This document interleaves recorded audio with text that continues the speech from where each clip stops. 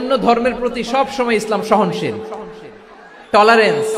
যদি আপনি দেখতে চান ইসলামের নবী বিশ্ব নবীর দিকে তাকান। আমরা তো সংখ্যালঘুদের রাইটস প্রোটেক্ট করার জন্য কত আইন বানাই, কত বৈঠক করি, কত সংবাদ সম্মেলন করি।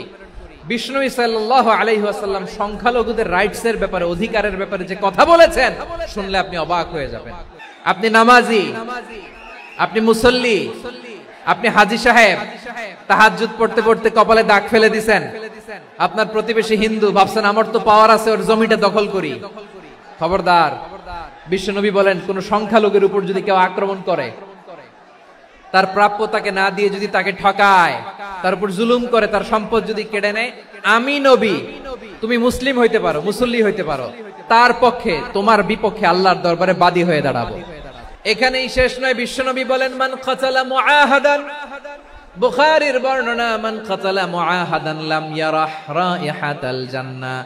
অন্যায় ভাবে কোন মুসলিম যদি কোন সংখ্যালঘুরে হত্যা করে, জান্নাতে যাওয়া তো দূরের কথা, ওই মুসলিম জান্নাতের ঘ্রাণও পাবে না। যে আল্লাহ বিশ্বাস করে আর আখিরাতে বিশ্বাস করে, সেজন্য প্রতিবেশীর সাথে ভালো আচরণ করে। প্রতিবেশী আস্তিক হোক নাস্তিক হোক, প্রতিবেশী মুমিন হোক মুশরিক হোক, প্রতিবেশী হইলেই তার সাথে ভালো আচরণের দরকার আছে না নাই? আজকে যে টপিকের উপর আমি কথা বলবো, টপিকটা হচ্ছে peaceful coexistence and communal harmony, শান্তিপূর্ণ সহাবস্থান এবং সাম্প্রদায়িক সম্প্রীতি। আমাদের বাংলাদেশে সাম্প্রদায়িক সম্প্রীতি আছে না নাই? আবহমান কাল থেকে আমরা মুসলিম, হিন্দু, বৌদ্ধ, খ্রিস্টান, পাহাড়ি, নৃগোষ্ঠী মিলেমিশে একাকার, আমরা সবাই মিলে বাংলাদেশ। আমাদের পারস্পরিক সম্প্রীতি, ভালোবাসা, সৌহার্দ্যপূর্ণ আচরণ, বোঝাপড়া, এটা বেশ মজবুত। তবে মাঝে মাঝে আমাদের এই সম্প্রীতির ভেতরে অনেকে ফাটল ধরাতে চায়। আমরা যে সুখে আছি, শান্তিতে আছে, এটা অনেকের ভালো লাগে না। আমাদের মধ্যে সাম্প্রদায়িক সম্প্রীতি, সৌহার্দ্যপূর্ণ আচরণ, ভালোবাসা, এটা আবহমান কাল ধরে আছে। তার প্রমাণ, আমরা তাফসিরুল মাহফিলের আয়োজন করলে আমাদের হিন্দু ভাইরা ডিস্টার্ব করে না, ঠিক কিনা? এবং আমি যদি বলি হাত তোলেন, হিন্দু ধর্মের কারা কারা এসেছেন, কত শত কত হাজার যে হাত উঠবে, আপনি অবাক হয়ে যাবেন। আমি চাচ্ছি না হাত উঠাতে। So it's our responsibility to present our religion to our non-Muslim brothers and sisters. আমাদের অমুসলিম ভাই বোনদের কাছে ইসলামের সৌন্দর্য তুলে ধরা, এটা আমাদের দায়িত্ব। We all are the ambassador of Islam. আমরা প্রত্যেকে দায়িত্বশীল, আমরা প্রত্যেকে এক একজন ইসলামের অ্যাম্বাসেডর। আলহামদুলিল্লাহ বলেন। সো আমরা যেন ইসলামের বিউটিটাকে তুলে ধরতে পারি এবং এই যে সম্প্রীতি, এটাকে যেন আমরা অটুট রাখতে পারি। আদতে বাংলাদেশের ইতিহাস বলে আমাদের দেশে কোনো দাঙ্গা নাই, আছে? আমরা ভাই ভাই, আওয়াজ করে বলুন তো, আমরা কি ভাই ভাই? কিন্তু কিছু দুষ্ট লোক আছে, তারা আমাদের সম্পর্কের মধ্যে ফাটল ধরাতে চায়, মাঝে মাঝে ঝগড়া লাগাতে চায়। দেখবেন পত্রপত্রিকায় দেখা যায় বিভিন্ন ধর্মীয় উপাসনালয়গুলোতে হামলা চালানো হয়। এগুলো রাজনৈতিক উদ্দেশ্য প্রণোদিত, এগুলোর সাথে ইসলামের কোনো সম্পর্ক নাই। এজন্য এই দুর্বৃত্তদের ব্যাপারে আমাদের সাবধান থাকতে হবে, আমরা সংঘবদ্ধ থাকবো। এই যে আমাদের পিসফুল কোএক্সিস্টেন্স, শান্তিপূর্ণ সহাবস্থান। যেদিন হিন্দুদের পূজা অনুষ্ঠান, আমরা ওই দিন তাফসির মাহফিল করি না, ঠিক কিনা বলেন? যেদিন আমাদের তাফসিরুল কোরআনের প্রোগ্রাম, ওই দিন আমাদের হিন্দু ভাইরা ডিস্টার্ব করে না। সুবহানাল্লাহ। হিন্দুদের পূজা অনুষ্ঠানে আইন শৃঙ্খলা বাহিনীর পাশাপাশি মাদ্রাসার ছাত্ররা যে সেখানে পাহারা দেয়। গোটা পৃথিবীতে এই দৃষ্টান্ত আপনি পাবেন। মাদ্রাসার ছাত্ররা, তারা তো কোরআনের ধারক, তারা হাদিসের ধারক, তারা কেন মন্দির পাহারা দিবে? এই সম্প্রীতিকে ধরে রাখার জন্য, এই সৌহার্দ্যকে ধরে রাখার জন্য, আমাদের পারস্পরিক ভালোবাসাকে অটুট রাখার জন্য। এখন বলেন, আমাদের এই ভালোবাসা অটুট থাক, আমরা চাই কি চাই না? আল্লাহ এই দেশকে তুমি বরকতময় করো, বাংলাদেশকে তুমি শান্তিময় করো। প্রিয় ভাইরা, আমি বলেছিলাম আমার আলোচনার বিষয় হচ্ছে শান্তিপূর্ণ সহাবস্থান, সাম্প্রদায়িক সম্প্রীতি। আমরা দেখব ইসলাম আমাদেরকে কি কি দিক নির্দেশনা দেয়। আল্লাহ রাব্বুল ইজ্জা ওয়াল জালাল তিনি ইরশাদ করছেন, ওয়ালা তাসুব্বুল্লাযীনা يدعون من دون الله فيسبوا الله عدوا بغير علم كذلك زينا لكل أمة عملهم ثم إلى ربهم مرجعهم فينبئهم بما كانوا يعملون رب العالمين বলেন গোলাম ও আমার ইমানদার বান্দারা শোনো শোনো লা তাসুবুল্লাযীনা ইয়াদউনা মিন দুনিল্লাহ ফায়াসুবুল্লাহা আদওয়াম বিগাইরি ইলম ও আমার বিশ্বাসী বান্দারা যারা আল্লাহকে ব্যতি রেখে দেব দেবীর পূজা করে তোমরা খবরদার তাদের গালি দিও না যদি ওই দেবতাদেরকে গালি দাও তাহলে ভুলবশত শত্রুতাবশত তারা তোমাদের রব আল্লাহকে গালি দেবে ঠিক কি না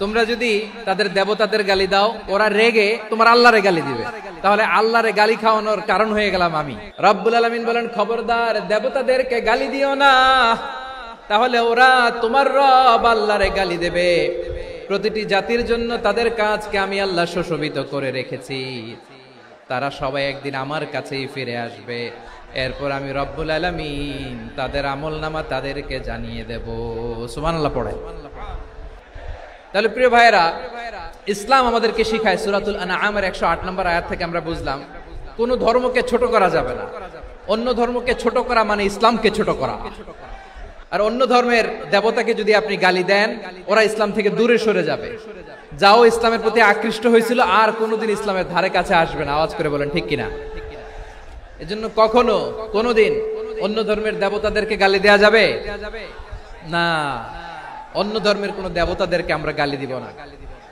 গালি দিব না বরং ইসলামের beauty the beauty of Islam ইসলামের সৌন্দর্যকে আমরা তুলে ধরব আমরা যদি বিশ্বনবী সাল্লাল্লাহু আলাইহি ওয়াসাল্লামের জীবনের দিকে তাকাই তাহলে আমি দেখব বিষ্ণু ঈসা ইসলাম মক্কাতে কিংবা মদিনাতে অন্য ধর্মের লোকদের সাথে খুব পিসফুলি লাইফ লিড করেছেন হোক মুশরিক হোক খ্রিস্টান হোক ইহুদি বিশ্বনবী সবার সাথে মিলেমিশে ছিলেন আলহামদুলিল্লাহ বলেন ইসলাম হচ্ছে পিসফুল রিলিজিয়ন অন্য ধর্মের প্রতি সহনশীলতার সবক ইসলাম আমাদেরকে দেয় কিন্তু প্রতিটি মুসলিমের এটা মনে রাখতে হবে আল্লাহর কাছে পছন্দনীয় গ্রহণযোগ্য ধর্ম জীবনাদর্শ একটি সেটা হচ্ছে ইসলাম এজন্য রব্বুল আলামিন বলেন ইন্নাদ-দীনা ইনদাল্লাহিল ইসলাম আল্লাহর কাছে মনোনীত গ্রহণযোগ্য অ্যাকসেপ্টেড ধর্ম মতাদর্শ একটা সেটা হলো ইসলাম ইসলাম ছাড়া অন্য কোন ধর্ম যদি কেউ তালাশ করে তার ওই ধর্ম আল্লাহ গ্রহণ করবে না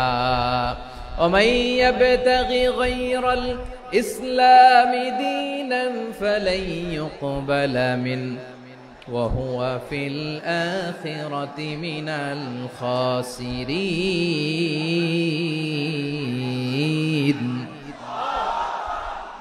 Whoever seek anything except Islam that won't be accepted from him and he will be loser in the day of judgment কিয়ামতের দিন ইসলাম ছাড়া কেউ যদি অন্য কোন ধর্ম তালাশ করেছে দুনিয়াতে তার এই মতাদর্শ গ্রহণ করা হবে না and he will be loser ক্ষতিগ্রস্ত হাই হাই কোম্পানির ম্যানেজার ওর আমও শেষ সালাও শেষ প্রত্যেক নামাজ শেষে আমরা আল্লাহরে বলি আল্লাহ রাদিতু বিল্লাহি রাব্বা ওয়া বিল ইসলামি দীনা ওয়া বি মুহাম্মাদিন নাবিয়ান ওয়া রাসূলা ও আল্লাহ তোমারে রব হিসেবে পেয়ে আমরা খুশি ও আল্লাহ ইসলামকে ধর্ম হিসেবে পেয়ে আমরা খুশি বিশ্বনবীকে আমাদের রাসূল পেয়ে আমরা খুশি ইসলাম ছাড়া অন্য কোনো ধর্ম আমরা গ্রহণ করব না আল্লাহর কাছে অ্যাকসেপ্টেড রিলিজিয়ন একটা সেটা ইসলাম তো বিশ্বনবী সাল্লাল্লাহু আলাইহি ওয়াসাল্লাম মক্কাতে কিংবা মদিনাতে খুব পিসফুলি এক্সিস্ট করেছেন যে কোনো ধর্মের সাথে মিলেমিশে চলেছেন তার প্রমাণ আমরা যদি রাসূল সাল্লাল্লাহু আলাইহি ওয়াসাল্লামের বায়োগ্রাফির দিকে তাকাই তাহলে দেখব তিনি মুশরিকদের সাথে পিস ট্রিটি করেছেন শান্তি চুক্তি পিস ট্রিটি পিস এগ্রিমেন্ট আপনারা হুদাইবিয়ার সন্ধির নাম শুনেছেন 6ষ্ঠ হিজরিতে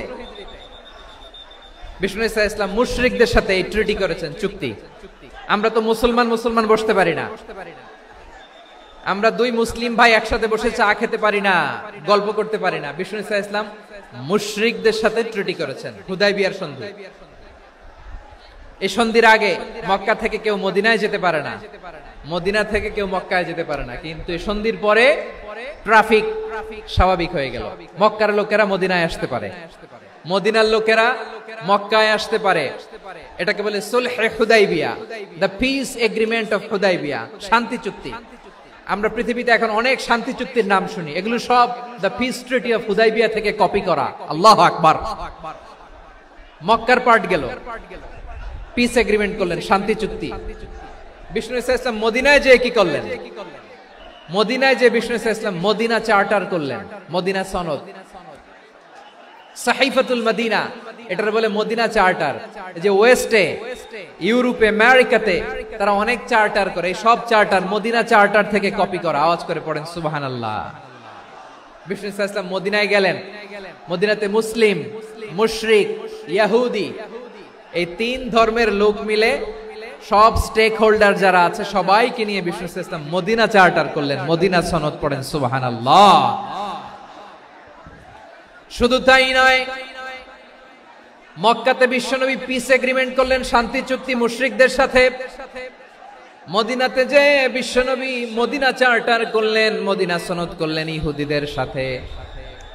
আবার মদিনাতে বিশ্বনবী ইহুদিদের সাথে পিস ডায়ালগ করলেন, ইন্টারফেথ ডায়ালগ করলেন, আন্তধর্মীয় সংলাপ করলেন, যেই সংলাপের মূল ভিত্তি ছিল তাওহীদ। বিশ্বনবী ইহুদিদেরকে ডাকলেন, আহ্বান করলেন, কুল ইয়া আহলাল কিতাবি তাআলাউ ইলা কালিমাতিন সাওয়াইন বাইনানা ওয়া বাইনাকুম আল্লা না'বুদা ইল্লাল্লাহ ولا نشرك به شيئا ولا يتخذ بعضنا بعضا أربابا من دون الله فإن تولوا فقولوا اشهدوا بأننا مسلمون। বিশ্বনবী মদিনার ইহুদিদের ডেকে বললেন, ও ইহুদিরা, শোনো শোনো, আসো এমন একটা আদর্শের প্রশ্নে আমরা একত্রিত হই যে আদর্শের প্রচার তোমাদের নবীরাও করেছে, আমিও করি। যে আদর্শের কথা তোমাদের পবিত্র ধর্মগ্রন্থগুলোতে আছে, আমার কোরআনেও আছে, সেটা হলো তাওহীদ। আমরা এক আল্লাহ ছাড়া কারো ইবাদত করব না, আল্লাহর সাথে কাউরে শরীক করব না, আল্লাহ ছাড়া কাউরে রব মানব না। পড়েন সুবহানাল্লাহ। তাহলে আমার প্রিয় লালমনিরহাটের ভাইরা, মদিনাতে যে তিনি মদিনা চার্টার করলেন, মদিনা সনদ, পিস ডায়ালগ করলেন, শান্তির সংলাপ, ইন্টারফেথ ডায়ালগ করলেন, আন্তধর্মীয় সংলাপ, যার ভিত্তি ছিল তাওহীদ। তাহলে অন্য ধর্মের প্রতি সব সময় ইসলাম সহনশীল, টলারেন্স। যদি আপনি দেখতে চান ইসলামের নবী বিশ্ব নবীর দিকে তাকান, ঠিক কিনা বলেন? আমরা তো সংখ্যালঘুদের রাইটস প্রোটেক্ট করার জন্য কত আইন বানাই, কত বৈঠক করি, কত সংবাদ সম্মেলন করি। বিষ্ণু সাল্লাল্লাহু আলাইহি ওয়াসাল্লাম সংখ্যালঘুদের রাইটস এর ব্যাপারে, অধিকারের ব্যাপারে যে কথা বলেছেন, শুনলে আপনি অবাক হয়ে যাবেন। বিশ্বনবী বলেন, আলা মান যালামা মুআহাদান আও ইনতাকাসাহু আও কাল্লাফাহু ফাওকা তাআতিহি আও আখাযা মিনহু শাইআন বিগাইরি তিবি নাফসিন ওয়া আনা হাজিজুহু ইয়াউমাল কিয়ামা। খবরদার, জেনে রাখো, কেউ যদি কোনো সংখ্যালঘুর উপরে অত্যাচার করে, কোন সংখ্যালঘুর প্রাপ্য থেকে যদি কেউ কাউকে ঠকায়, সংখ্যালঘুর উপর যদি কেউ কষ্ট দেয়, কোন সংখ্যালঘুর সম্পদ যদি কেউ জোর করে কেড়ে নেয়, আমি কিয়ামতের দিন বিশ্বনবী ওই সংখ্যালঘুর পক্ষে আর ওই মুসলমানদের বিপক্ষে বাদী হয়ে দাঁড়াবো। আল্লাহু আকবার। আপনি নামাজি, আপনি মুসল্লি, আপনি হাজী সাহেব, তাহাজ্জুদ পড়তে পড়তে কপালে দাগ ফেলে দিছেন, আপনার প্রতিবেশী হিন্দু, ভাবছেন আমার তো পাওয়ার আছে, ওর জমিটা দখল করি। বিশ্বনবী বলেন, কিয়ামতের দিন ওই হিন্দুর পক্ষে তোর বিরুদ্ধে আমি বাদী হয়ে দাঁড়াবো। পৃথিবীর কোন ধর্মে এরকম স্টেটমেন্ট পাবেন? পাবেন? আপনি ভাবছেন আপনি নামাজ পড়লে হাজী সাহেব কপালে দাগ ফেলায় দিলে আপনি সেলসেলায় জান্নাতে চলে যাবেন না? খবরদার। বিশ্বনবী বলেন, কোন সংখ্যালঘুর উপর যদি কেউ আক্রমণ করে, তার প্রাপ্য তাকে না দিয়ে যদি তাকে ঠকায়, তার উপর জুলুম করে, তার সম্পদ যদি কেড়ে নেয়, আমি নবী, তুমি মুসলিম হইতে পারো, মুসল্লি হইতে পারো, তার পক্ষে, তোমার বিপক্ষে আল্লাহর দরবারে বাদী হয়ে দাঁড়াবো। যে নবীর সুপারিশ ছাড়া জান্নাতের গেটও দেখা যাবে না, ওই নবী যদি বলে তোর বিপক্ষে আমি বাদী হয়ে দাঁড়াবো, ওই জান্নাতে আর ঢোকার কোনো সুযোগ আমাদের থাকবে? এখানেই শেষ নয়, বিশ্বনবী বলেন মান কাতালা মুআহাদান, বুখারীর বর্ণনা, মান কাতালা মুআহাদান লাম ইয়ারাহ রাইহাতাল জান্নাহ। কেউ যদি, কোন মুসলিম যদি অন্যায় ভাবে কোন সংখ্যালঘুকে হত্যা করে, কোন হিন্দুকে হত্যা করে, কোন বৌদ্ধরে হত্যা করে, অন্যায় ভাবে কোন মুসলিম যদি কোন সংখ্যালঘুরে হত্যা করে, জান্নাতে যাওয়া তো দূরের কথা, ওই মুসলিম জান্নাতের ঘ্রাণও পাবে না। সহিহ বুখারীর বর্ণনা, মান কাতালা মুআহাদান লাম ইয়ারাহ রাইহাতাল জান্নাহ ওয়া ইন্না রিহাহা লা ইউজাদু মিন মাসিরাতি 40 আমা। যে জান্নাতের ঘ্রাণ 40 বছর দূরের রাস্তা থেকেই পাওয়া যায়। সুবহানাল্লাহ পড়েন। এত দূরে থাকতেই জান্নাতের ঘ্রাণ আপনার নাকে এসে ধাক্কা মারবে। বিশ্বনবী বলেন, যে ব্যক্তি কোন সংখ্যালঘুকে হত্যা করে জান্নাতে তো ঢুকতে পারবেই না, জান্নাতের ঘ্রাণও তার নাকে লাগবে না। পড়েন নাউযুবিল্লাহ। তাহলে সংখ্যালঘুদের ব্যাপারে ইসলামে অধিকার দেয়া আছে না নাই? এখানেই শেষ না, বিষ্ণু ইসলাম আপনার অমুসলিম প্রতিবেশীর সাথে ভালো আচরণ করতে বলেছে। আমাদের হয় না, এটা মুসলিম পাড়া, ওটা বৌদ্ধ পাড়া, হয় না? অনেক সময় হয় না, এটা আমাদের মুসলিম পাড়া, ওইটা হিন্দু পাড়া, এরকম আছে না নাই? হিন্দু যদি আপনার প্রতিবেশী হয় কি করবেন? ওরে কষ্ট দিবেন নাকি? কেন? ও তো হিন্দু, ও তো আমার আল্লাহরে ডাকে না, ওরে কষ্ট দিলে জায়েজ হবে না? খবরদার। বিষ্ণু ইসলাম বলেন, মান কানা ইউমিনু বিল্লাহ ওয়াল ইয়াউমিল আখির ফালিউকরিম জারাহ। যে আল্লাহ বিশ্বাস করে আর আখিরাতে বিশ্বাস করে, সেজন্য প্রতিবেশীর সাথে ভালো আচরণ করে। সুবহানাল্লাহ। কলিজা জুড়ায় যায় না আমার নবীর কথাগুলো শুনলে? যে আল্লাহ বিশ্বাস করে, যে আখিরাতে বিশ্বাস করে, সেজন্য প্রতিবেশীর সাথে ভালো আচরণ করে। এখানে বলছে মুসলিম প্রতিবেশী বলছে, নামাজি প্রতিবেশী বলছে, আল্লাহওয়ালা প্রতিবেশী বলছে না। প্রতিবেশী আস্তিক হোক নাস্তিক হোক, প্রতিবেশী মুমিন হোক মুশরিক হোক, প্রতিবেশী হইলেই তার সাথে ভালো আচরণের দরকার আছে না নাই? বিষ্ণু ইসলাম ওনার ইহুদি প্রতিবেশীর বাসায় যেতেন। কোন প্রতিবেশী? ইহুদি। এক ইহুদি কিশোর বিষ্ণু ইসলামের খেদমত করতে, ইহুদি ছেলে আমার নবীর খেদমত করতো, তারা ছিল নবীর প্রতিবেশী। তো অনেকদিন হয় ইহুদি ছেলেটা আসে না। বিশ্বনবী খোঁজ দিলেন, ঘটনা কি? একটা ইহুদি ছেলে না আমার খেদমতে আসতো, ছেলেটা কই? খোঁজ নিয়ে জানলেন ছেলেটা অসুস্থ। বিষ্ণু ইসলাম ওই ইহুদির বাড়িতে চলে গেলেন ওই ছেলেটাকে দেখা করার জন্য, ভিজিট করার জন্য। সুবহানাল্লাহ পড়বেন না? গেলেন, যে দেখে ইহুদি ছেলেটা মুমূর্ষ, জান যায় যায় ভাব, বিছানায় পড়ে আছে, তার বাবা দাঁড়ানো। বিশ্বনবী তার মাথার পাশে বসলেন, মাথায় হাত বুলিয়ে দিলেন, আর ছেলেটাকে বললেন আসলিম, হে ইহুদি ছেলে আসলিম, ইসলাম ধর্ম গ্রহণ করো। তো ছোট্ট ছেলে ভাবে আমরা ইহুদি, এখন ইসলাম ধর্ম গ্রহণ করলে আব্বা যদি বকা দেয়, ফানাযারা ইলা ওয়াজহি আবি, ছেলেটা তার বাবার চেহারার দিকে তাকালো, দেখি আব্বা কি কয়। আব্বা যদি বলে তাইলে ইসলাম ধর্ম গ্রহণ করব। ইহুদি ছেলেটা তার বাবার দিকে যখন তাকালো, ওর বাবা বলে আতি আবুল কাসিম, আবুল কাসিম যা বলে তাই করো। আবুল কাসিম হচ্ছে বিষ্ণু ইসলামের একটা কুনিয়াত, উপনাম। আমার রাসূলের বড় ছেলের নাম ছিল কাসেম। যেমন দেখবেন আমাদের এলাকায় কারো ছেলের বড় ছেলের নাম যদি হয় আব্দুল্লাহ, এরা আব্দুল্লাহর বাপ বলে ডাকে। কারো বড় মেয়ের নাম যদি হয় ফাতেমা, এরা কি ডাকে? ফাতেমার বাপ বলে না? তো বিষ্ণু ইসলামের বড় ছেলের নাম ছিল কাসেম। ইহুদি বাবা বলল আতি আবুল কাসেম, আবুল কাসেম যা বলে তাই শোনো, মানে মোহাম্মদ যা বলে তাই শোনো। এই কথা শুনে ছেলে সাহস পাইছে, ছেলে আবার পড়তে আরম্ভ করলো আশহাদু আল্লা ইলাহা ইল্লাল্লাহ ওয়া আশহাদু আন্না মুহাম্মাদার রাসূলুল্লাহ। পড়েন আল্লাহু আকবার। বিশ্বনবীর আহ্বান শুনে, ওই আহ্বানে সাড়া দিয়ে ইহুদি ছেলে শাহাদা পড়ে মুসলমান হয়ে গেল। তার হৃদয়টারে ঈমানের নূর দিয়ে আলোকিত করে দিল কে? প্রিয় ভাইরা, এবার রাসূল সাল্লাল্লাহু আলাইহি ওয়াসাল্লাম বের হয়ে আসলেন ঘর থেকে, আর বললেন আলহামদুলিল্লাহিল্লাযী আনকাযাহু মিনান নার। প্রশংসা সে আল্লাহর, যে আল্লাহ জাহান্নামে চলে যাচ্ছিল প্রায় এমন একটা লোককে মুহূর্তের মধ্যে কালেমায়ে শাহাদাতের বদৌলতে জান্নাতি বানায় দিলেন। আওয়াজ করে পড়েন সুবহানাল্লাহ। এই হাদিস থেকে আমরা কি শিখলাম? What is the moral of the story?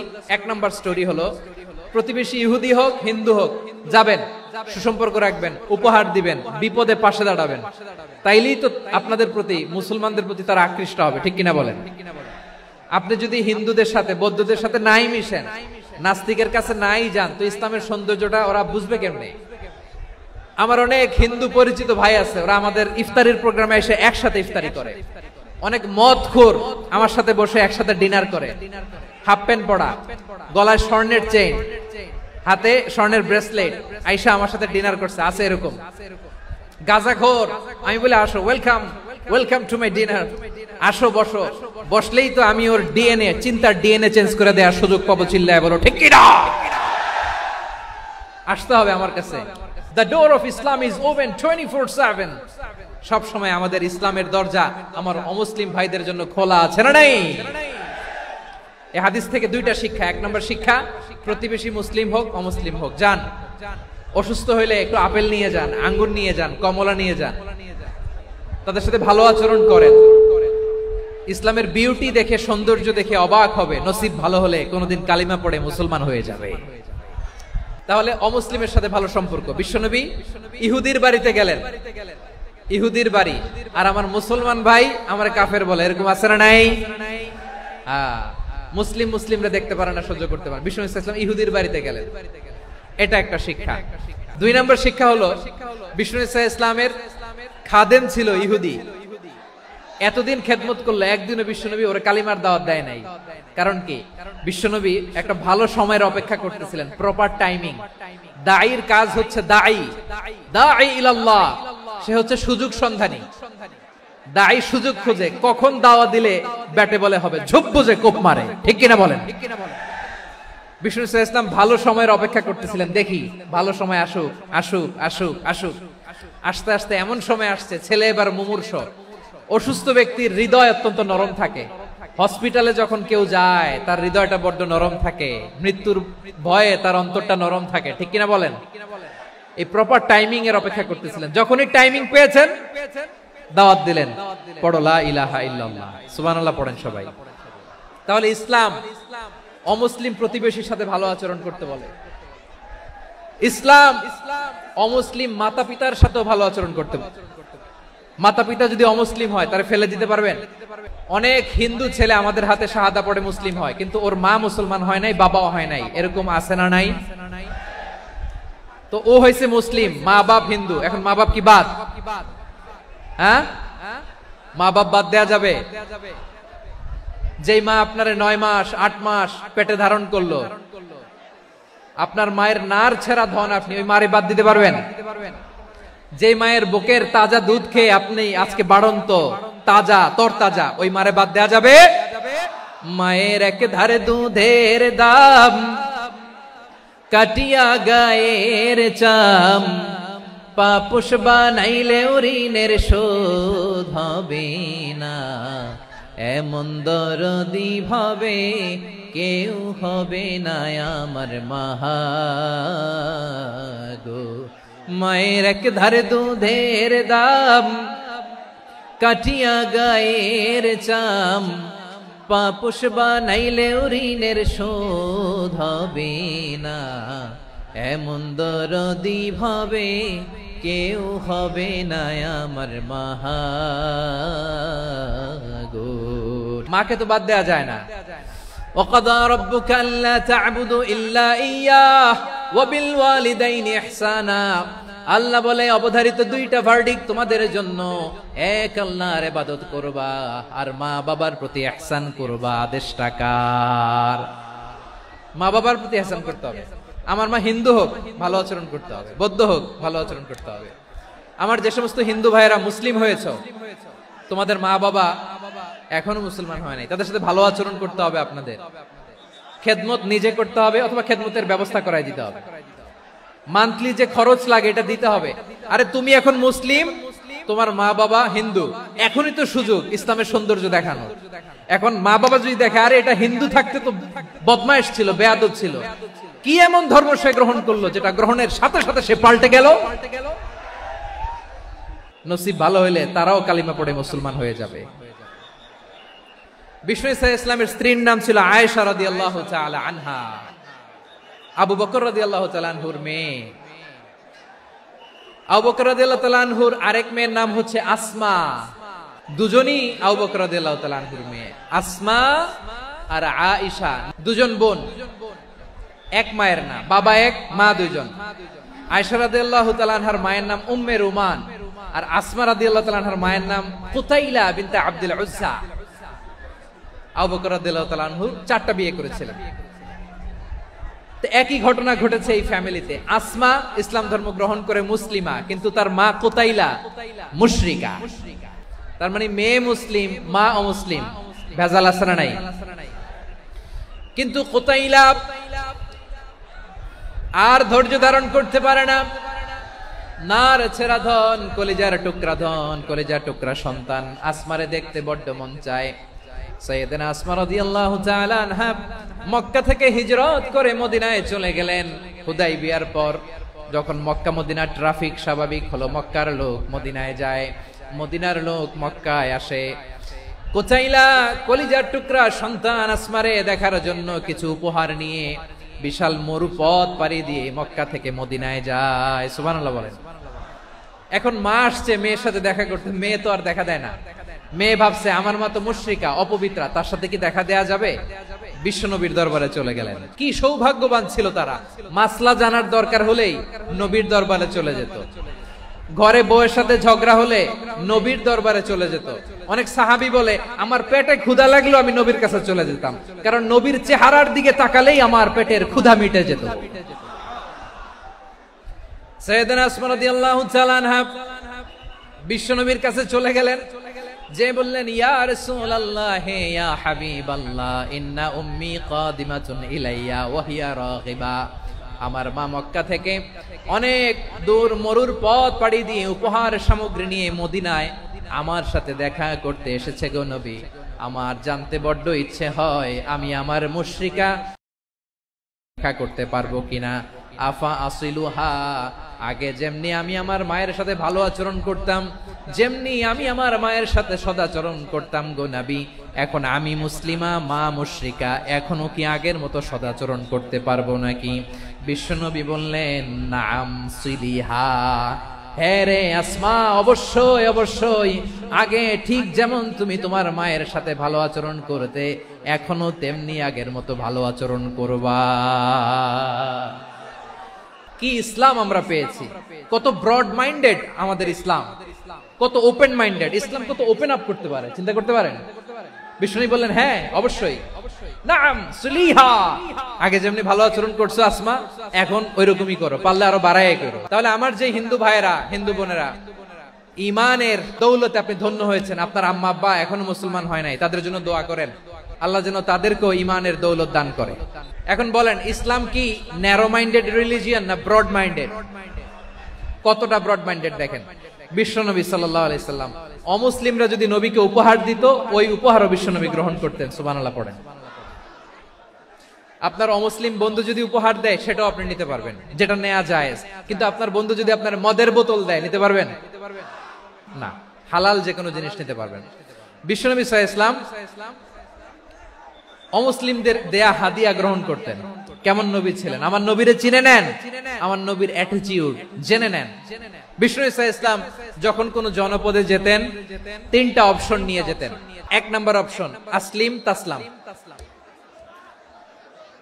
নতুন এলাকায় গেলে বলতেন আসলিম তাসলাম, ইসলাম ধর্ম গ্রহণ করো, শান্তিতে থাকবা, আমার ভাই হয়ে যাবা, আমরা ভাই ভাই। ইসলাম মানো, আমরা ভাই ভাই। যদি বলে না ইসলাম মানবো না, ওকে, অপশন নাম্বার 2, মুসলিম হওয়ার দরকার নাই, লা ইকরাহা ফিদ্দিন, ইসলামে কোনো বাড়াবাড়ি নাই। খ্রিস্টান আছো থাকো, বৌদ্ধ আছো থাকো, ইহুদি থাকতে চাও থাকো, কিন্তু আমরা যেহেতু রিজিওনাল সুপার পাওয়ার, আমাদের আন্ডারে থাকো, ট্যাক্স দিয়া থাকো, এটার বলে জিজিয়া। আলেম যারা আছেন বুঝবেন এটার আরবিতে কি বলে, জিজিয়া। You pay us the tax, we will give you the security. তোমরা ট্যাক্স দিবা, আমরা সিকিউরিটি দিব, আমাদের আওতায় থাকবা, কেউ তোমাদেরকে আক্রমণ করতে পারবে না, আমরা নিরাপত্তা দিব। সুবহানাল্লাহ বলেন। ট্যাক্স দাও, আমরা সিকিউরিটি দিব না, এটাও মানি না। বিষ্ণু বলেন তাহলে তলোয়ার আমাদের আর তোমাদের মাঝে ফয়সালা করবে, মুসলিমও হবে না, ট্যাক্স দিবা, নিরাপত্তা দিব, আমরা সুপার পাওয়ার, আমাদের আন্ডারে থাকবে, এটাও না, তাহলে তোমাদেরকে তো আমরা বিশ্বাস করতে পারি না। কখন না কখন বিশ্বাসঘাতকতা করো, কার সাথে মিলে হাত মিলাও, তলোয়ার আমাদের মাঝে ফয়সালা করবে। তখন তিনি জিহাদের সশস্ত্র সংগ্রামের ঘোষণা দিতেন। সুবহানাল্লাহ পড়েন। দেখেন পশ্চিমারা জিহাদকে এইভাবে চিত্রায়িত করে না। ওরা জিহাদ বলতে বুঝায় তলোয়ার, হাত কাটো, গলা কাটো না। জিহাদ সশস্ত্র সংগ্রাম 3 নম্বরে। অধিকাংশ ক্ষেত্রেই বিশ্বনবীর সুন্দর আচরণ দেখে, আরে আমার নবীর যে নুরানি চেহারা, অনেকে তো কেবল সির্ফ চেহারাটা দেখেই কালিমা পড়ে মুসলমান হয়ে গিয়েছে। যারা মুসলিম হয় নাই তারা তাদের ইসলামী বলবৎ ছিল, ট্যাক্স দিয়ে ইসলামের আন্ডারে ছিল। যারা এটাও মানে নাই ওইটাও মানে নাই, তাদের বিরুদ্ধে জিহাদ। বিষ্ণু ইসলাম 7ম হিজরিতে যখন খায়বার বিজয়ের পরে ইসলাম রিজিওনাল সুপার পাওয়ার হিসেবে আত্মপ্রকাশ করলো, বিশ্বনবী চিঠি লিখলেন অন্যান্য সুপার পাওয়ারের কাছে। রাষ্ট্রীয় চিঠি লেখে এক রাষ্ট্রপ্রধান আরেক রাষ্ট্রপ্রধানের কাছে। এই যে 24-এর ছাত্র নাগরিক অভ্যুত্থানে, এই অভ্যুত্থান যখন শুরু হয়, আমি তখন সাউথ আফ্রিকাতে একটা স্ট্যাটাস দিয়েছিলাম, কোটা নয় গোটা দেশ সংস্কার করা লাগবে। আমাদের ইউনাইটেড আরব আমিরাতের বাংলাদেশি ভাইয়েরা তারা সেখানে রাস্তায় নেমে এসেছিল, জানেন? ওইখানে ডেমনস্ট্রেশন করা যায় না, সেখানকার সরকার তাদেরকে যাবজ্জীবন দিয়েছিল। তখন আমাদের এই যে প্রধান উপদেষ্টা ডক্টর মোহাম্মদ ইউনূস সরাসরি G2G বলে, এটারে G2G, government to government, G2G, উনি চিঠি লিখলেন যে তাদেরকে, ইউর হাইনেস, হে সম্মানিত আমির, আপনি আমার এই চিঠির কারণে আমার সম্মানে এই 53 জন বাংলাদেশিকে মাফ করে দেন। এই চিঠির বদৌলতে বেকসুর খালাস পেয়ে গিয়েছিল আমাদের ভাইরা। জানেন না এই ঘটনা আপনারা? তাহলে গভর্নমেন্ট টু গভর্নমেন্ট চিঠি দেওয়া হয়। 7ম হিজরিতে বিষ্ণু ইসলাম সব সুপার পাওয়ারের কাছে চিঠি দিলেন, রোমান সম্রাটের কাছে, পারস্য অধিপতির কাছে, মিশরের অধিপতির কাছে, সবার কাছে চিঠি লিখলেন। চিঠির ভাষা ছিল এরকম, মিন মুহাম্মাদিন রাসূলিল্লাহ ইলা মুকাওকিস আযীমিল কিবত, মুহাম্মদ রাসূলুল্লাহর পক্ষ থেকে মিশরের বাদশার কাছে, আসলিম তাসলাম, ইসলাম মানো শান্তিতে থাকবা, সালামুন আলা মান ইত্তাবা আল হুদা, শান্তি তার জন্য যে হেদায়েতের অনুসরণ করে। সুবহানাল্লাহ পড়েন। তো এই চিঠি অনেকে ভালোভাবে রিসিভ করেছে, অনেকে এই চিঠি পাওয়ার পরে নবীর কাছে আবার ইন রিটার্ন উপহার পাঠিয়েছে। মিশরের বাদশা মুকাওকিস তিনি বিশ্বনবীকে বিশাল এক উপহারের ডালি পাঠিয়েছেন। মিশরের বাদশা মুকাওকিস ছিলেন ধর্মে খ্রিস্টান। কি উপহার দিয়েছিল আমার নবীকে? 1000 স্বর্ণমুদ্রা। 2টা খ্রিস্টান দাসী, একজনের নাম মারিয়া বিনতে শামউন আল কিবতিয়া, আরেকজনের নাম সিরিন বিনতে শামউন আল কিবতিয়া। একজন খ্রিস্টান দাস 20 থান কাপড় জামা বানানোর জন্য, আমরা নবী যেন সেলাই করে জামা বানাতে পারে এজন্য 20 থান কাপড়। এরপরে একটা গাধা যেটার নাম ছিল উফাইর, আর একটা খচ্চর, এটার নাম ছিল দুলদুল। খচ্চর চিনেন? গাধা আর ঘোড়ার ক্রসিং এ যে প্রাণীটা দুনিয়াতে আসে ওটার খচ্চর বলে। তো এই যে সুপার পাওয়ার খ্রিস্টান বাদশার কাছে নবী চিঠি লিখলেন, ওই খ্রিস্টান বাদশা আমার নবীকে উপহার দিল। বিশ্বনবী এই উপহারগুলো সানন্দে গ্রহণ করেছে। তাহলে অমুসলিম কেউ যদি আপনাকে উপহার দেয়, হালাল উপহার হলে আপনি গ্রহণ করতে পারবেন। অনুরূপ ভাবে পারস্যের বাদশা, রোম সম্রাট বিশ্বনবীকে উপহার পাঠিয়েছেন। আমার নবী সবগুলো উপহার, গিফট গ্রহণ করেছেন। আম্মাজান আয়েশার কাছে মাসালা জানতে চায় মেয়েরা, হে আম্মাজান, অগ্নি উপাসকেরা তাদের ঈদের দিন নওরোজের সময় আমাদেরকে পাখি দেয়, নেওয়া যাবে? উনি বললেন, ওরা জবাই করে দিলে নেওয়া যাবে না, কিন্তু ওরা যদি ফলমূল এরকম খাবার দেয় এগুলো নেওয়া যাবে। তার মানে অমুসলিমদের দেয়া উপহার এটা গ্রহণ করা যায়। শুধু তাই নয়, বিষ্ণু ইসলাম অমুসলিমদের সাথে আর্থিক লেনদেনও করেছেন, ফিনান্সিয়াল ডিলিং করেছেন। অমুসলিমদের সাথে প্রয়োজনে আপনি ফিনান্সিয়াল ডিলিং করতে পারবেন। আমরা প্রায় দেখি বাজারের মিষ্টির দোকানগুলো আমার হিন্দু ভাইদের, তারপরে যে বারবার শপ, চুল কাটে যে নাপিত, অধিকাংশ নাপিতের দোকানে কারা? আমার হিন্দু ভাইরা। আপনি চুল কাটতে পারবেন কিনা? পারবেন। তার দোকান থেকে দই মিষ্টি কিনতে পারবেন কিনা? হ্যাঁ, আমার মুসলিম ভাইয়ের দোকান থাকলে ওইটারে আমি বেশি প্রায়োরিটি দিব, ঠিক কিনা? কিন্তু যদি তাদের সার্ভিস নিতে চান, প্রোডাক্ট নিতে চান, পারবেন। তার দলিল সহিহ বুখারী, আম্মা জান আয়েশা রাদিয়াল্লাহু তাআলা আনহা বলেন, ইশতারা রাসূলুল্লাহ সাল্লাল্লাহু আলাইহি ওয়াসাল্লাম মিন ইয়াহুদিয়িন তুআমান ওয়ারাহানাহু দিরআহু মিন হাদিদ। রাসূল সাল্লাল্লাহু আলাইহি ওয়াসাল্লাম এক ইহুদির কাছ থেকে, কার কাছ থেকে? আমার নবী, পেয়ারা নবী এক ইহুদির কাছ থেকে জব কিনেছিল, জব, বার্লি, যেটা দিয়ে রুটি বানায়। ওই জবের দাম দেওয়া টাকা পয়সা নবীর কাছে ছিল না, ফলে নবী ওনার একটা পোশাককে মর্গেজ রেখেছিলেন, মর্গেজ, বন্ধক, যে এখন এটার দাম দিতে পারবো না, কয়েক কেজি বার্লি নিয়ে যাই আর বন্ধক হিসেবে আমার জামাটা রেখে গেলাম, যেদিন দাম দিব ওই দিন জামাটা ছুটায় নিয়ে যাব। দিরআহু মিন হাদিদ, লোহার তৈরি বর্ম, মানে যুদ্ধের পোশাক, লোহা দিয়ে বানানো। বিশ্বনবী বললেন কয়েক কেজি জব দাও, টাকাটা পরে দিব, এখন টাকা নাই, বন্ধক হিসেবে, মর্গেজ হিসেবে আমার জামা রেখে গেলাম, যখন টাকা দিব জামা ছুটায় নিব। এ থেকে বোঝা গেল অমুসলিমদের সাথে ফিনান্সিয়াল ডিলিং করা যায়, অর্থনৈতিক লেনদেন করা যায়, কেনাবেচা করা যায়, প্রোডাক্ট কেনা যায়। এমনকি আমাদের মসজিদে নববীতে বারান্দায় আপনারা একটা অটোমেটিক ফ্লাইং আমব্রেলা দেখছেন? সূর্য যখন বাড়ে মসজিদে নববীর বারান্দায় ইয়ার্ডের মধ্যে অটোমেটিক্যালি কিছু আমব্রেলা আছে, শাঁ করে খুলে যায়, আর সূর্যের তাপ লাগে না। আবার সন্ধ্যাবেলায় এই আমব্রেলা গুলো ওরা ক্লোজ করে ফেলে, দেখছেন?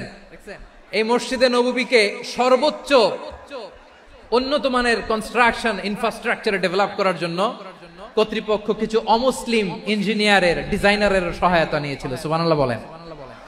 কোন দলিলের ভিত্তিতে? এই দলিলের ভিত্তিতে যে বিষ্ণু ঈসা ইসলাম অমুসলিমদের সাথেও লেনদেন করেছেন। আওয়াজ করে বলতে হবে আল্লাহু আকবার। শুধু তাই নয়, ইন কেস অফ ইমার্জেন্সি, প্রয়োজনে ইসলামের খাতিরে, ইসলামকে সামনের দিকে এগিয়ে নিয়ে যাওয়ার জন্য অমুসলিমদের সাপোর্ট নেওয়া জায়েজ আছে। সুবহানাল্লাহ বলেন। অমুসলিমদের সাপোর্ট নেয়া, তাদের থেকে অর্থ নেয়া, পলিটিক্যাল সাপোর্ট, পলিটিক্যাল অ্যাসাইলাম নেওয়া জায়েজ আছে। আমাদের অনেক বিশ্ববরেণ্য দায়ীরা আমেরিকায় অস্থায়ীভাবে অ্যাসাইলাম নিয়ে থাকে, নিজের দেশে গেলে ফাঁসিতে ঝুলাই দিবে। যুগ যুগ ধরে দায়ীদের উপর এরকম অত্যাচার আর নির্যাতন আছে না নাই? মিশরের অনেক দায়ীরা পাশ্চাত্যে যেয়ে থাকে, এই যে তারা পলিটিক্যাল অ্যাসাইলাম নিয়ে থাকে, রাজনৈতিক আশ্রয়, এটা জায়েজ আছে না? এটা যে জায়েজ আছে তার প্রমাণ স্বয়ং বিশ্বনবী সাল্লাল্লাহু আলাইহি ওয়াসাল্লাম পলিটিক্যাল সাপোর্ট নিয়েছিলেন অমুসলিমদের কাছ থেকে। আমার ভাইরা, বিশ্বনবীর বয়স তখন প্রায় 51 বছর। কত বছর? বিশ্বনবীর সবচেয়ে কাছের মানুষ খাদিজা রাদিয়াল্লাহু তাআলা আনহা ইন্তেকাল করেছেন। বিশ্বনবী বড্ড কষ্ট পেলেন, হৃদয়টা ভেঙে খান খান। যিনি ঘরের ভেতরে বিশ্বনবীকে সান্ত্বনা দিতেন, ভালোবাসা দিতেন, বাইরে গেলে কুরাইশরা বকাঝকা করে, অত্যাচার করে, কিন্তু আম্মাজান খাদিজা রাদিয়াল্লাহু তাআলা আনহা ঘরটারে এমন শান্তির নীড় বানায় রেখেছেন, এই ঘরের ভিতরে ঢুকলে বিশ্বনবীর কলিজাটা ঠান্ডা হয়ে যেত। এজন্য রব্বুল আলামিন বলেন, খাদিজা, ও আমার বান্দি খাদিজা, জান্নাতে এমন স্পেশাল একটা ঘর আমি তোমার জন্য রেডি করে রেখেছি। ওই ঘরের মধ্যে কোনো আওয়াজ নাই, ওই ঘরের মধ্যে কোনো নয়েজ নাই, ওই ঘরে কোনো বিশৃঙ্খলা নাই। কারণ মক্কার জমিনে আমার নবী কুরাইশদের বিশৃঙ্খলা, নয়েজ আর ঝামেলাগুলোকে উপেক্ষা করে যখন তোমার ঘরের ভিতরে ঢুকতো, ঘরটারে তুমি শান্তির নীড়, ঠান্ডা, নীরব, নিস্তব্ধ, নিঝুম আর শান্তির নীড় বানিয়ে রেখেছো। এজন্য জান্নাতে স্পেশাল একটা শান্তির নীড় আমি তোমারে উপহার দেব। ওই প্রিয়তমা স্ত্রী খাদিজা ইন্তেকাল করলেন, বিশ্বনবীর হৃদয় ভেঙে খান খান। আবার ওনার চাচা আবু তালেব ইন্তেকাল করলেন, যিনি পলিটিক্যাল শেল্টার দিতেন নবীকে। আবু তালেবের ভয়ে, বিশ্বনবীর এই চাচার ভয়ে কোন মুশরিক নবীর গায়ে হাত দেওয়ার সাহস পায় নাই। এখন স্ত্রীও নাই, চাচাও নাই, নবীকে আশ্রয় দেওয়ার কেউ নাই, নবীর চারদিকে অন্ধকার। নবী এখন কই যাবেন? আমার পেয়ারা নবী নতুন স্টেশন খুঁজতেছেন, নতুন দাওয়াতি প্ল্যাটফর্ম খুঁজতেছেন। তিনি যায়েদ বিন হারেসা রাদিয়াল্লাহু তাআলা আনহুকে নিয়ে মক্কার পাশের একটা নেইবরিং সিটি তায়েফে চলে গেলেন দিনের দাওয়াত দেওয়ার জন্য। নাকি জমি কিনতে গেছিলেন? দুনিয়ার যশ খ্যাতির জন্য, নিজের কোনো লাভের জন্য? তায়েফবাসীদেরকে জাহান্নামের আগুন থেকে বাঁচানোর জন্য। আওয়াজ করে বলতে হবে ঠিক কিনা? বিশ্বনবী বিশাল মরুপথ, পাহাড়ি পথ পাড়ি দিয়ে তায়েফের মরুজমিনে গেলেন কোরআনের দাওয়াত নিয়ে, ইমানের দাওয়াত নিয়ে। কিন্তু তায়েফের লোকেরা বিশ্বনবীর দাওয়াতকে শুধু প্রত্যাখ্যান করেই থামে নাই, তারা বিশ্বনবীর সাথে অত্যন্ত খারাপ আচরণ করেছে, বিশ্বনবীকে শারীরিকভাবে হেনস্থা করেছে, আমার নবীকে শারীরিকভাবে অত্যাচার করেছে। আমার পেয়ারা নবীর গায়ে পাথর মেরেছে, বিশ্ব নবীর গা বেয়ে ঝরঝর করে রক্ত ঝরেছে, নবী জামিনের মধ্যে লুটিয়ে পড়েছেন, আবার মেরেছে, আবার নবী হাঁটতে শুরু করলেন, পেছন থেকে আবার মেরেছে, আবার নবী রক্তাক্ত হয়ে জামিনের মধ্যে লুটিয়ে পড়লেন, আবার মেরেছে। বিশ্ব নবীর মতো এত সুশ্রী মানব, বিশ্ব নবীর মতো এত শুভ্র মানব, বিশ্ব নবীর মতো এমন চমৎকার দেহাবয়ব দিয়ে রব্বুল আলামিন কাউকে বানান নাই। এরকম চমৎকার মানুষটাকে তারা তায়েফের ওই জমিনে রক্তাক্ত করেছে। বিশ্বনবী দুনিয়ার কোনো স্বার্থের জন্য সেখানে যান নাই, নিজের কোনো লাভের জন্য, প্রাপ্তির জন্য যান নাই, তায়েফবাসীদের জাহান্নামের আগুন থেকে বাঁচাতে গিয়েছেন।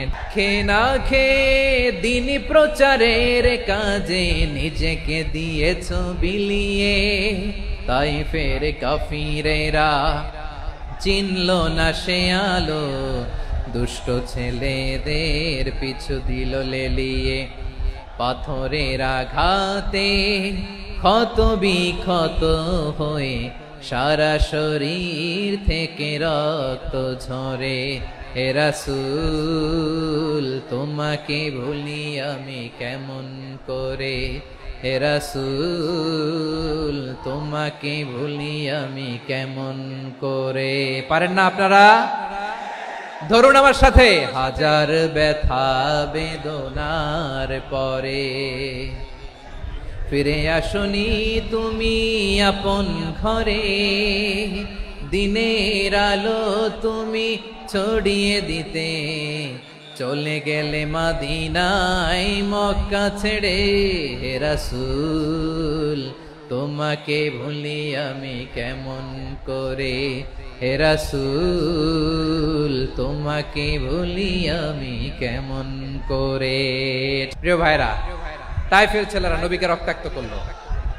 আমার নবী কই যাবে? কই যাবে? মক্কায় জায়গা নাই, তায়েফে জায়গা নাই। তায়েফ থেকে ভারাক্রান্ত মন নিয়ে আমার নবী মক্কায় ফিরে আসলেন। বিশ্ব নবী মক্কায় ঢুকতে পারেন না। মক্কার মরুভূমির দিকে তাকিয়ে, উপত্যকার দিকে তাকিয়ে বিশ্বনবী ধা ধা করে কাঁদেন, ঝরঝর করে। নবীর চেহারা মোবারক থেকে চোখের পানিগুলো বেয়ে বেয়ে পড়ে। আমার জন্মস্থান, আমার শৈশব, কৈশোর, যৌবন কেটেছে এই মক্কায়, আমার এলাকায় আমি ঢুকতে পারি না। বিশ্বনবী মক্কার অনতি দূরে দাঁড়িয়ে জায়েদকে পাঠালেন, জায়েদ যাও দেখো কেউ আমাকে সাপোর্ট করার মতো আছে কিনা, যাও অমুকের কাছে যাও। জায়েদ গেলেন, তারাও প্রত্যাখ্যান করে ফিরিয়ে দেয়। বিশ্বনবী বললেন যাও অমুক লোকের কাছে যাও, তিনিও প্রত্যাখ্যান করে ফিরিয়ে দিলেন। কেউ বিশ্বনবীকে আশ্রয় দিতে রাজি হয় না। নিজ জন্মভূমিতে বিতাড়িত বিশ্বনবী, সর্বশেষ বিশ্বনবী বললেন যাও মুতঈম ইবনে আদির ঘরে যাও। মুতঈম ইবনে আদি মুশরিক, তার কাছে যাও। গেলেন, মুতঈম ইবনে আদি রাজি হয়ে গেল। দেখেন অনেক বিপদের সময়ও আমি নিজে সাক্ষী, সামাজিক ভাবে, রাজনৈতিক ভাবে কত ঝঞ্ঝা, কত ষড়যন্ত্র, কত কনস্পাইরেসি পাড়ি দিয়ে আমাদেরকে সামনে এগিয়ে যেতে হয়। এই শত্রুদের ভেতরেও একজনকে দাঁড় করিয়ে দেয় যে আল্লাহর কোরআনের জন্য রেডি হয়ে যায়। পড়েন সুবহানাল্লাহ। মুতঈম ইবনে আদি, আল্লাহ তার মনকে নরম করে দিলেন। মুতঈম বলে মুহাম্মদ আমি তোমাকে আশ্রয় দিব। তার দুই ছেলেকে পাঠালেন, যাও খোলা তলোয়ার নিয়ে, স্কট দিয়ে, গার্ড অফ অনার দিয়ে মুহাম্মদকে মক্কায় ঢুকাও, আর বলো আমি আমান দেব। আমান কি দিব? আমান মানে সিকিউরিটি, নিরাপত্তা। সিকিউরিটি ছাড়া, আমান দেওয়া ছাড়া কেউ থাকতে পারতো না মক্কায়। দুই ছেলে বিষ্ণু ইসা ইসলামকে নিয়ে আসলো। নবী কাবার চারদিকে তাওয়াফ করলেন, নামাজ পড়লেন। আবু জাহেল, উতবা, শাইবা, ওয়ালিদ ইবনে মুগীরা সবাই দেখে, কেউ কিছু করতে পারে না। কারণ মুতঈম ইবনে আদি ঘোষণা দিয়েছেন আমি মুহাম্মদকে আমান দিয়েছি, মুহাম্মদের গায়ে যেন কেউ স্পর্শ না করে। আওয়াজ করে পড়েন সুবহানাল্লাহ। নবীর এই বিপদ কালে মুহূর্তে মুতঈমের হৃদয়টারে নরম করে দিল কে? এই মুতঈম কি মুসলিম ছিল না মুশরিক? তাহলে মুশরিকের কাছ থেকে নবী পলিটিক্যাল অ্যাসাইলাম, আধুনিক রাষ্ট্রবিজ্ঞানের ভাষায় পলিটিক্যাল অ্যাসাইলাম, যেটাকে বলে রাজনৈতিক আশ্রয়, উনার আমান বা নিরাপত্তার এই ঘোষণায় তিনি মক্কায় ঢুকলেন। যতদিন নিরাপত্তা ছিল ছিলেন। মুতঈম যখন মারা গেল, বিষ্ণু ইসলাম হিজরত করে মদিনায় চলে গেলেন। সুবহানাল্লাহ। কিন্তু মুতঈম যে বিশ্বনবীর উপকার করছে এটা বিশ্বনবী ভুলে নাই। আমাদের অনেকে আছে উপকার করার পরে আর খেয়াল থাকে না, এরকম আছে না নাই? আমার নবী ভুলে নাই। বদরের প্রান্তরে 70 জন কাফেরকে যখন বন্দী করে বিশ্বনবীর সামনে হাঁটু গেড়ে দাঁড় করানো হলো, বসানো হলো, 70 জন কাফের। কয়জন? বিশ্বনবী তাদের দিকে তাকিয়ে বললেন, সহিহ বুখারীর বর্ণনা, লাউ কানাল মুতঈম ইবনে আদি হাইয়ান সুম্মা কাল্লামানি হাউলাইন নাতনা লা তারাকতুহুম লাহু। বদরের প্রান্তরে 70 জন বন্দী কাফিরের দিকে তাকিয়ে আমার নবী বললেন, আজকে মুতঈম ইবনে আদি যদি বেঁচে থাকতো আর তোমাদের 70 জনের ব্যাপারে যদি মুতঈম এক বাক্যে একটা সুপারিশ করত, তার সম্মানে আজকে তোদের সবাইরে আমি মাফ করে দিতাম। বিশ্বনবী মুতঈমের এই সাহায্যের কথা বলে নাই। 70 জন মুশরিক হাঁটু গেড়ে বসা, নবী চাইলে এখনই এক্সিকিউশন অর্ডার দিতে পারে। তিনি বললেন, আজকে যদি মুতঈম বেঁচে থাকতো আর মুতঈম যদি তোদের জন্য সুপারিশ করতে, এই আবর্জনাগুলোর ব্যাপারে সুপারিশ করতে, আমি মুহূর্তেই তোদেরকে এমনি মাফ করে দিতাম। শুধু তাই নয়, যাকে যে সম্মান দেয়ার আমার নবী দিতেন, হোক আস্তিক হোক নাস্তিক, হোক মুসলিম হোক অমুসলিম।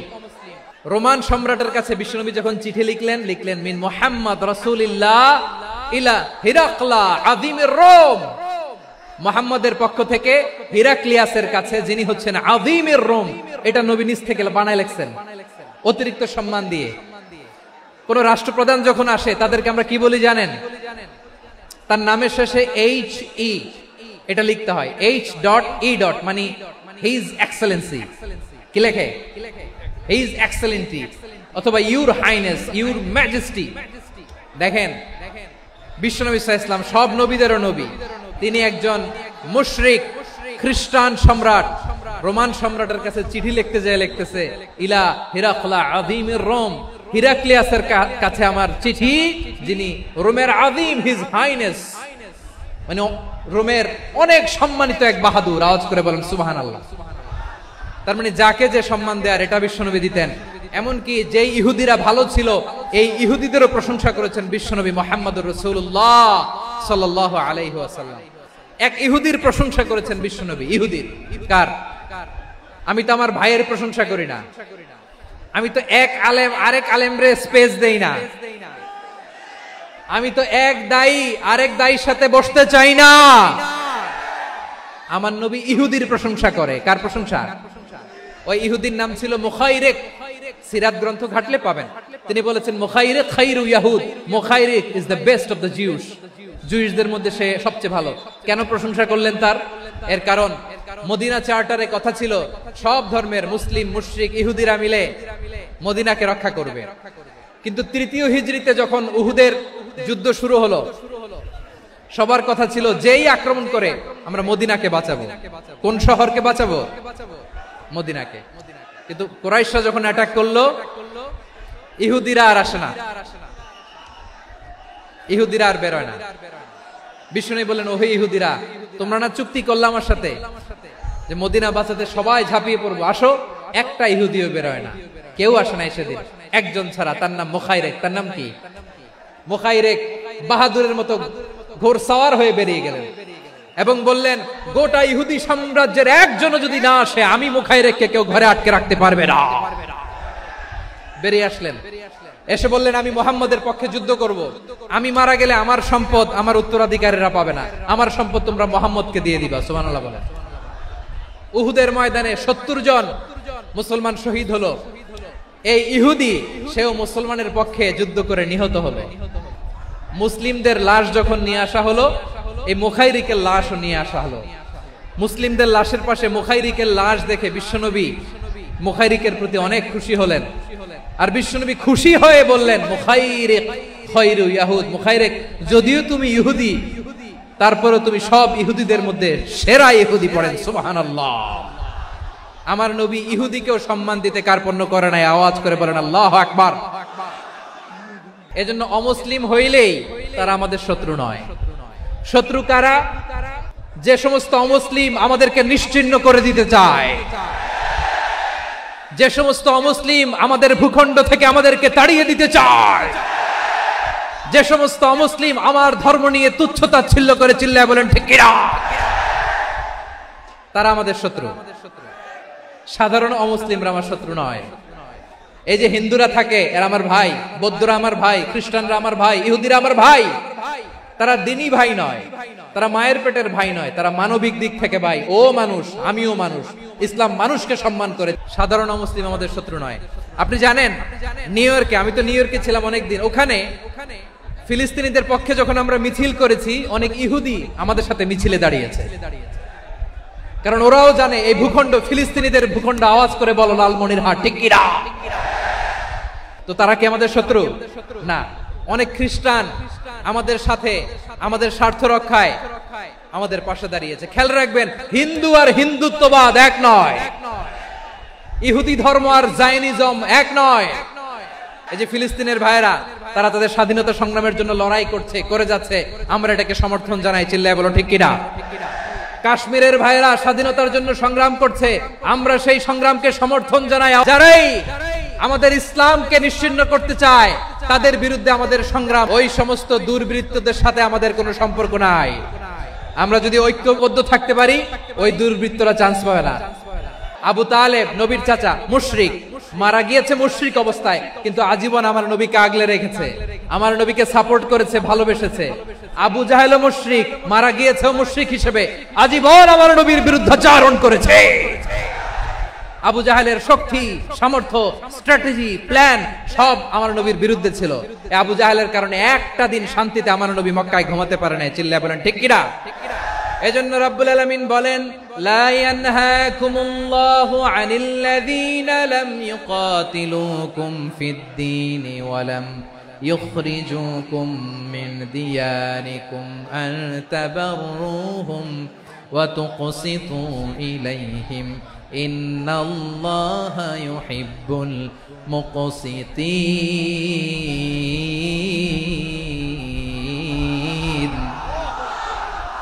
আল্লাহ বলে, গোলামেরা শোনো শোনো, যে সমস্ত অমুসলিম তোমাদের সাথে ধর্মযুদ্ধে লিপ্ত হয় না, তোমাদের বিরুদ্ধে যে সমস্ত অমুসলিম অস্ত্র ধরে না, যে সমস্ত অমুসলিম তোমাদেরকে তোমাদের জন্মস্থান থেকে, ভূখণ্ড থেকে তাড়িয়ে দেয় না, তাদের সাথে ভালো আচরণ করতে আমি আল্লাহ নিষেধ করি নাই। তাদের সাথে সদাচরণে কোনো নিষেধাজ্ঞা নাই, বরং তাদের সাথে সদাচরণ করো, এটাই আমি আল্লাহ চাই। তাহলে আমার যে অমুসলিমরা আমাদের সাথে শত্রুতা করে না, তুচ্ছতাচ্ছিল্য করে না, আমাদের ভূমি থেকে আমাদেরকে উচ্ছেদ করতে চায় না, আমাদের বিরুদ্ধে অস্ত্র ধরে না, ওই অমুসলিম ভাইদের সাথে আমাদের কোনো দ্বন্দ্ব আছে? কোনো বিরোধ আছে? বরং আছে ভালোবাসা। বরং আছে কি? এই ভালোবাসা দিয়ে আমরা বিশ্ব জয় করব। রাজি আছো মুসলমান? আমাদের পুঁজি ভালোবাসা। আমাদের পুঁজি কি? আমার এই পুরো আলোচনা থেকে দা রিলিজিয়াস কোএক্সিস্টেন্স, পিসফুল কোএক্সিস্টেন্স, শান্তিপূর্ণ সহাবস্থান, কমিউনাল হারমোনি, এই সাম্প্রদায়িক সম্প্রীতি, এই আলোচনা থেকে কি বুঝলেন? ইসলাম কি ন্যারো মাইন্ডেড না ব্রড মাইন্ডেড? এই ব্রড মাইন্ডেড হৃদয় নিয়ে, ভালোবাসা দিয়ে আমরা বিশ্ব জয় করতে চাই। রাজি আছেন? আল্লাহ কবুল করুক, আমরা সবাই পড়ি আমিন। আমার প্রিয় মায়েরা, বোনেরা, আপনাদের জন্য একটা হাদিস বলে শেষ করব। বিশ্বনবী বলেন, আমার মায়েরা খেয়াল করে শুনুন, বিশ্বনবী আপনাদের উদ্দেশ্য করে বলেন, আল মারআতু ইযা সাল্লাত খামসাহা ওয়া সামাত শাহরাহা হাফিজাত ফুরুজাহা আতাআত বা'লাহা ফালতাদখুল মিন আইয়ি আবওয়াবিল জান্নাতি শাআত। বিশ্বনবী আপনাদেরকে 4টা কাজের কথা বলেছেন, খুব বেশি না। 4টা করলে 8 জান্নাতের দরজা সব খোলা। কোনটা দিয়ে যাবেন? যেটা দিয়ে মনে চায়। 1 নাম্বার 5 ওয়াক্ত নামাজ। আমার বোনেরা জোহরের নামাজ পড়তে পড়তে এটা আসরে নিয়ে যায়, আসর পড়তে পড়তে মাগরিবে নিয়ে যায়, এরকম আছে না নাই? আমার বোনেরা এটা করবেন না। ইন্নাস সালাতা কানাত আলাল মুমিনিনা কিতাবাম মাওকুতা, সময় মতো পড়বেন। সামাত শাহরা, রমাদানের রোজাগুলো রাখবেন। হাফিজাত ফুরুজাহা, যে নারী তার চরিত্রকে হেফাজত করে, তার প্রাইভেট হেফাজত করে, তার লজ্জাস্থান হেফাজত করে। ও মায়েরা, আপনার এই গর্ভ যে কত দামি আপনি জানেন না। আপনার এই গর্ভ থেকে জন্মাবে আগামীর সালাহুদ্দিন আল আইয়ুবী। আপনার গর্ভ থেকেই জন্মাবে ইমাম আল মাহদি আল মুনতাজার। আপনার পেট থেকে জন্মাবে আবু সাইদের মতো বীর সৈনিক। আপনার পেট থেকে জন্মাবে মুগ্ধের মতো বীর মুজাহিদ।